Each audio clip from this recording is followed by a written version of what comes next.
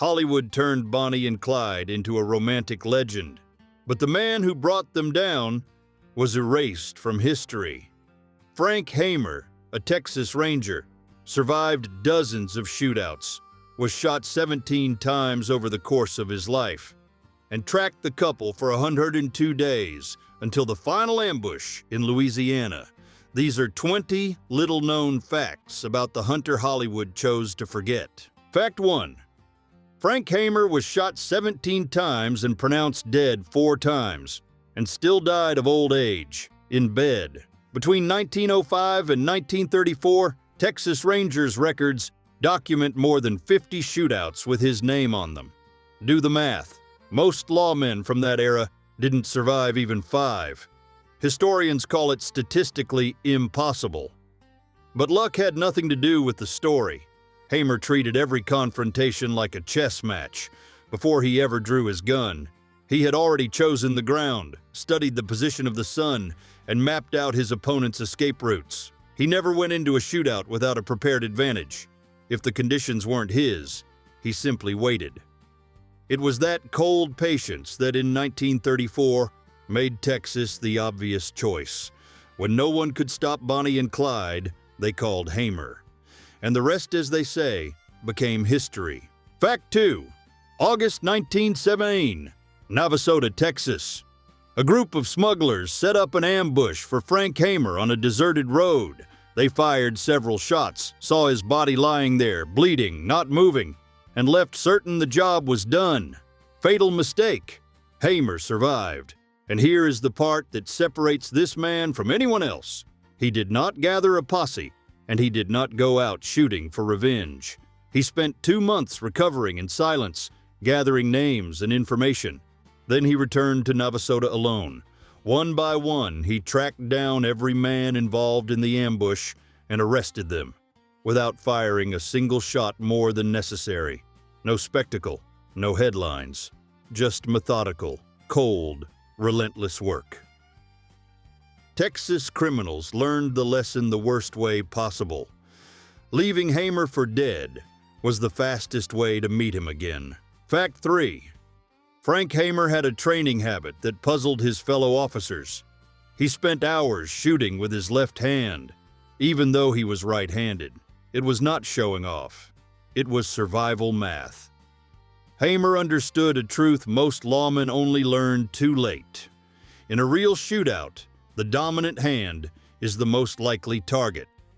A man who can only shoot with one hand becomes a dead man the second that hand gets hit. And the theory was tested in practice. In at least 2 documented confrontations, Hamer was shot in the right hand. What happened next caught his attackers by surprise. Instead of falling back or surrendering, he switched the revolver to his left hand and kept firing while looking for a new position. His opponents were counting on a man taken out of the fight. What they found was a shooter changing hands like changing tools. It was not natural talent, it was method. Hamer did not train for the good day. He trained for the worst day of his life. Fact 4. In February 1934, a car pulled up at Frank Hamer's ranch in Austin. The man who stepped out was Lee Simmons, head of the Texas prison system, and he had not come for a social visit. Hamer had been retired for 2 years, was 50 years old, and had no desire to come back. But Texas had a problem no one could solve. Bonnie and Clyde had already killed police officers, broken into a prison, and made fools of the authorities for 2 years. Simmons got straight to the point. He did not offer Hamer reinstatement with the Rangers. He offered him a special commission created for one target only. Hamer listened in silence and accepted on one non-negotiable condition. He would work alone, with no boss breathing down his neck, no politician giving opinions, his way and on his schedule. Simmons shook his hand and agreed on the spot. He knew what he was buying, not a police officer, but a hunter. In that handshake, without anyone knowing it, the fate of America's most wanted couple was sealed. Fact 5. From February 10th to May 23, 1934, 102 days. That was how long Frank Hamer spent on the road, sleeping in his car, barely eating, and following Bonnie and Clyde's trail through 4 states: Texas, Louisiana, Arkansas, and Oklahoma. But here's the detail few people know. Hamer almost never tried to catch up to them. He studied the couple like a scientist. He wrote down the routes they chose, the times they moved, the kinds of places where they slept, even how they decided where to get gas. While every other police force was chasing the wrong car, Hamer was putting the puzzle together, and he found the pattern no one else had seen. No matter how far they ran, they always came back to northern Louisiana to visit the family of one gang member. A criminal can change cars and states, but he does not change habits. That was behavioral analysis decades before the FBI turned the idea into a science. Hamer was not chasing Bonnie and Clyde. He was waiting for them. Fact 6. The ambush that stopped Bonnie and Clyde was not luck. It was engineering. Hamer and 5 officers arrived in Gibbsland, Louisiana, 6 days before the confrontation. While the whole country was looking for the couple, they were studying a road. They walked that stretch yard by yard until they chose the exact spot. A curve on Highway 154, where the driver coming in could see almost nothing ahead. It was the perfect place for someone waiting, and a deadly trap for anyone passing through.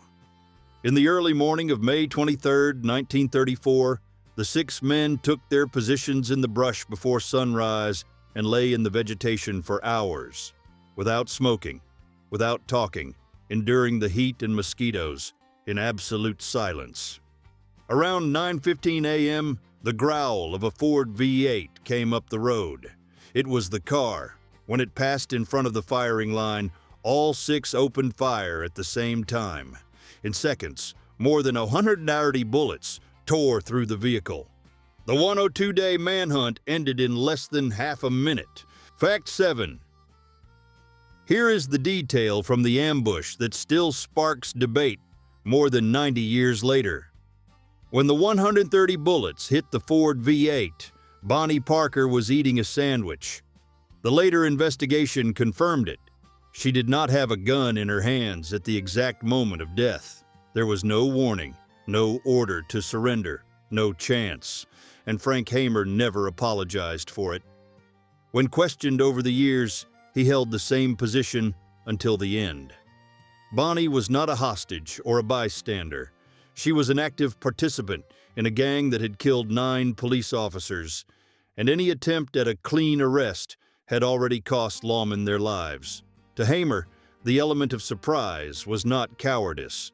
It was the only way to end it without burying anyone else on his side. The public was divided then and remains divided today. A pragmatic hero to some, a cold executioner to others. The controversy followed Hamer to the grave, and he never lost a night of sleep over it. Fact 8.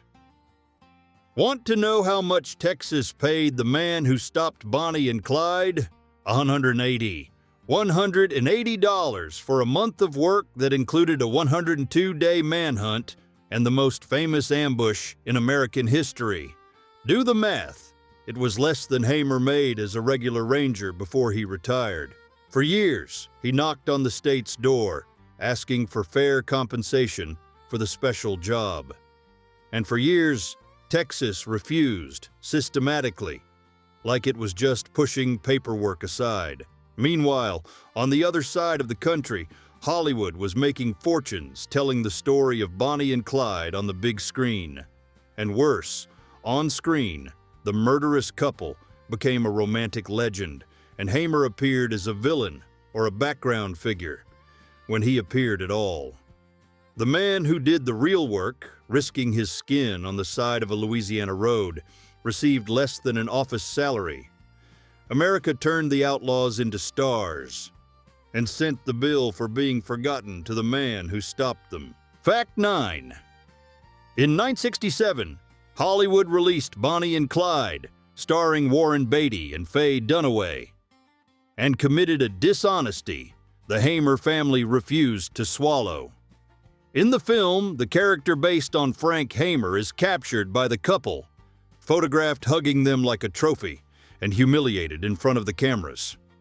That scene never happened. It was pure fiction, invented from scratch. In real life, Hamer never crossed paths with the two before the ambush. But the damage was done. Millions of Americans walked out of theaters believing the hunter was a vengeful clown. Hamer had already died in 1955 and could not defend himself. The one who fought back was his widow, Gladys, who sued the producers for defamation. The studio, knowing it had no way to defend the lie in court, chose not to risk it. The case ended in an out-of-court settlement with a payment to the family. Hollywood invented a humiliation for the real hero for one simple reason: the truth sold fewer tickets. Fact 10. Here is what makes Frank Hamer different from every legendary gunfighter of the Old West. He never told his own story. Wyatt Earp spent the last years of his life sitting down with journalists and screenwriters, polishing his own legend, brick by brick. Hamer did the opposite. He refused every interview until the day he died. He did not write memoirs, did not authorize a biography, did not pose for hero photos. The little we know about his methods came from colleagues and official records, never from his own mouth. His wife, Gladys, explained why. To Hamer, talking about his own shootouts was vulgar, the kind of talk small men liked. A man who really did it does not need to talk about it. But that code of silence came at a bitter price. When Hollywood invented the false version, there was no word from him to refute it. The man who won more than 50 shootouts lost the one battle he refused to fight, the battle for his own story. Fact 11. This is the chapter of Frank Hamer's life that almost no one knows. And it may be the bravest one of all. In 1908, Hamer was the marshal in Navasota, Texas, a town where lynchings happened in broad daylight, and no one answered for them. That year, a crowd of dozens of armed men gathered to lynch a black man. Hamer did not call for backup. There was no backup. He walked alone into the middle of the mob and put his own body between the crowd and the victim. Dozens on one side, one man on the other, and the crowd backed down. Think about what that meant in 1908 in deep Texas. Standing up to outlaws earned you a medal, but standing up to your own white community for a black man made you enemies for the rest of your life. And Hamer collected plenty of them there. He did it anyway, more than once in his career. For a Texas lawman of that era, it was an almost unheard of position. Hamer did not protect the law only when it was comfortable. He protected it when it came at a cost. Fact 12. Not everything in Frank Hamer's story fits the portrait of a hero. And this is the part he preferred to keep in the shadows. In the 1920s, between stints with the Rangers, Hamer wore another hat. Private investigator working for Texas oil companies. The state was caught up in the black gold rush, and wherever serious money flowed, sabotage, equipment theft, and violent disputes followed. Hamer was hired to solve those problems, and he solved them. The pay was much better than a ranger's salary, but there was one uncomfortable detail. In those contracts, he was often on the side of corporations against workers in conflict. The man who had faced down crowds to protect an innocent person was now being paid to protect company interests. It is no coincidence that this is the least documented phase of his life, and the scarce records suggest that was not an accident. The legend paints Hamer in black and white. The 1920s show a man in shades of gray. Fact 13. Frank Hamer's Rangers record had two stains the legend usually hides. In 1917 and again in 1922, he was suspended from the force for the same reason, excessive force. In both cases, the pattern repeated itself. Suspects arrested by Hamer arrived at jail with injuries that did not match a peaceful arrest, broken bones and marks that no report could properly explain. Internal investigations were opened, dragged on, and ended the way they often did back then, with no definitive conclusion, no witness willing to talk, and no punishment. Homer was reinstated both times and went on with his career as if nothing had happened. But the record remained, and it tells an uncomfortable truth. For Hamer, the line between necessary force and excessive force was not fixed. He was the one who decided where it fell, case by case. The same cold method that stopped Bonnie and Clyde had a side that hero books prefer to skip. Fact 14. On the morning of the Gibbsland ambush, Frank Hamer was not carrying a police weapon. He was holding a Browning automatic rifle, the famous Bar, a piece of portable artillery created for the trenches of World War I. Automatic fire, .30-06 caliber ammunition, capable of cutting through a car's body like paper. It was not the choice of a man who wanted to make an arrest. It was the choice of a man who understood the enemy. And here is Hamer's cold logic. Clyde Barrow robbed military arsenals and carried Bar rifles inside the Ford V8, the same wartime firepower. Police officers who faced the gang with service revolvers died trying. To Hamer, going into that fight with an inferior weapon was not courage. It was announced suicide. His rule held throughout his entire career: never give the enemy the advantage in firepower, match it, or surpass it. When the 130 bullets hit the car on that Louisiana road, most of them came from weapons of war. Hamer did not go to arrest two thieves. He went to fight a battle, and he won it before the first shot. Fact 15. How many men did Frank Hamer kill? The question has echoed across decades, and the answer depends on who is telling it.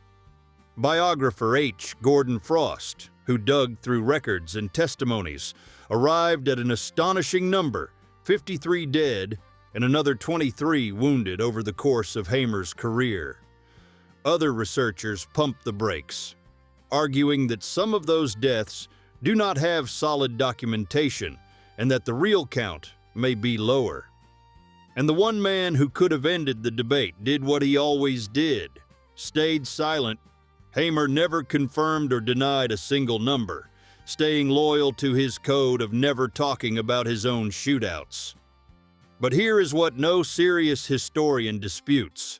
Official records show that Hamer was involved in deadly confrontations with a frequency unmatched among American lawmen of the 20th century. Wyatt Earp, Bat Masterson, any famous name, none comes close to Hamer's documented list. The exact number died with him. The scale stayed in the archives. Fact 16. Inside the Texas Rangers, Frank Hamer carried a curious reputation. He was the man everyone wanted in the field and no one could command. His superiors lived with a constant dilemma. His results were unbeatable, but his independence kept every boss up at night. Hamer acted first and reported later, when he reported at all. If he judged an action necessary, he carried it out without asking any authority for permission. He decided on his own when to use force and how much force to use. And he had another habit that irritated the chain of command. He refused missions right to his bosses' faces, whether because he considered them beneath his level or because they smelled of political or ethical dirt. In today's language, Hamer was what people call a cowboy, the kind of man who solves what no one else can solve, but in his own way and by his own rules. In Ranger culture, the label was both praise and accusation at the same time. His bosses never knew whether Hamer worked for Texas or whether Texas depended on him. Fact 17. Here is an irony few people stop to think about. Clyde Barrow died at 25 on a Louisiana road on May 23, 1934. Frank Hamer, the man who stopped him, lived another 21 years. And they may have been the strangest years of his life. The deadliest hunter in Texas hung up his guns and disappeared into anonymity by choice. He refused every interview that came knocking, and he watched in silence as America pulled off a reversal that must have hurt. The two killers he hunted became romantic icons on the radio, in magazines, and in the movies, while he, the lawman, was reduced to a supporting character or painted as the villain of the story. He never answered back, never defended himself publicly.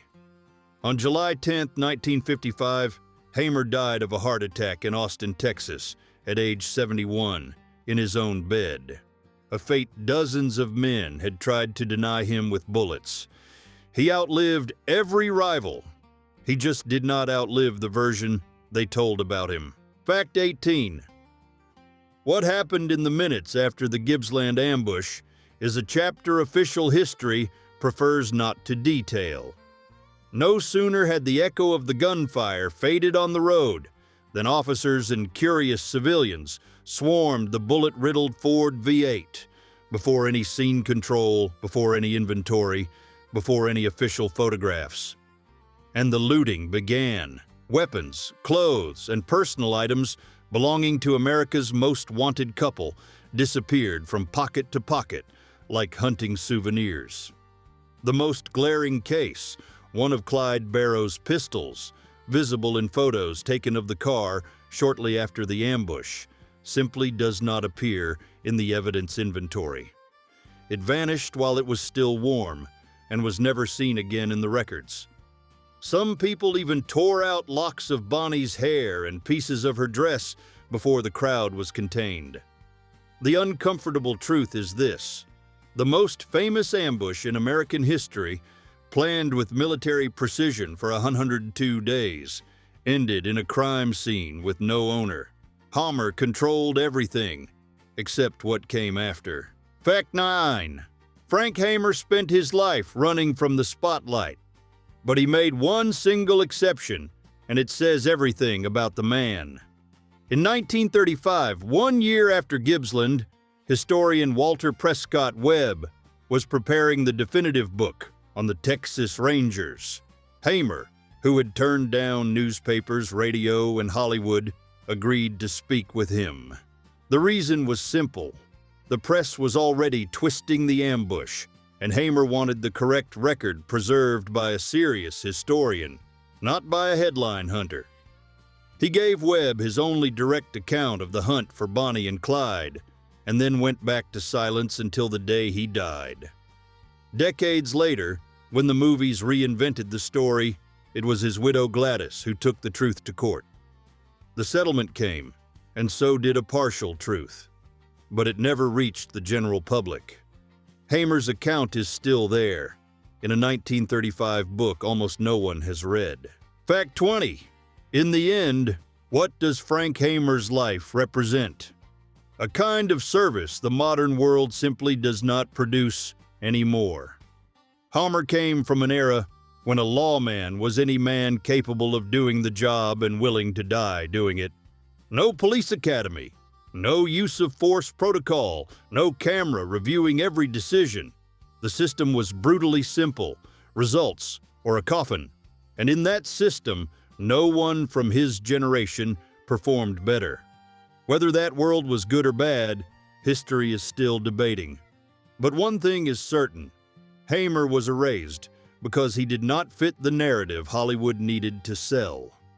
Bonnie and Clyde were young, good-looking, photogenic. Hamer was a quiet, middle-aged man who did the dirty work and went home without asking for applause. America chose the myth over reality. But the man who spent 102 days in the brush set up the perfect ambush and never asked for credit. He was the character who deserved the movie.